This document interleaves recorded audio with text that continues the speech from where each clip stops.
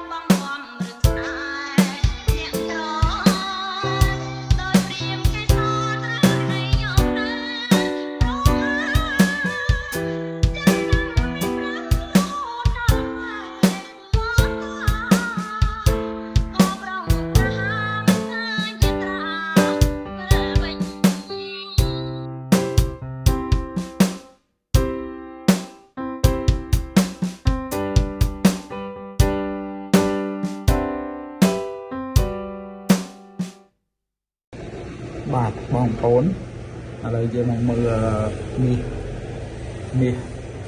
មាស XAU ប្រែជាមួយលុយដុល្លារសហរដ្ឋអាមេរិក1 ម៉ោងណានេះហើយនៅលើ MT5 ឥឡូវបកគោលទី1បកគោលទី2បកគោលទី3នេះចាប់ដើមចូលបកគោលទី4ណាប៉ុន្តែថ្ងៃនេះផ្សារអត់ដើរទេផ្សារដូចជាបិទថ្ងៃសៅរ៍ហើយបាទអញ្ចឹងទី1ទី2ទី3ចាប់ពី3បកគោលឡើងទៅហៅថាសាយវេបាទកំពុងសាយវេតែសួរថាវាឡើងឬក៏ចុះឥឡូវខ្ញុំមកមើលខ្សែក្រាបខាងក្រោមនេះគឺចុះរហូតលំហូរវាចាប់ផ្ដើមចុះនេះចុះពីឡើងចុះមករហូតឃើញទេ cho à lấy mặt đo lại đi những việc cho hột này nhé cho bà trong biết ập toán là tìm mình ấy thả ở dương rong trăm tình mà dương rong trăm tình mà là vì lụa làng chặt thế này đó lại nó bị say về thời gian toàn đang thả lại rồi cho ấy này mà dương rong trăm châu sạc tình mà chẳng bà sân chi chúng ta xin chào ông ôn nên chân áp rong trong trade âm thị phai tình rưu lụa mi chỗ xa tình rưu lụa mi trong đăng thà tập bị ná trên chỗ tính bị ná trên chỗ lụa mày dùng thời nên đam kinh phẩm má làm vậy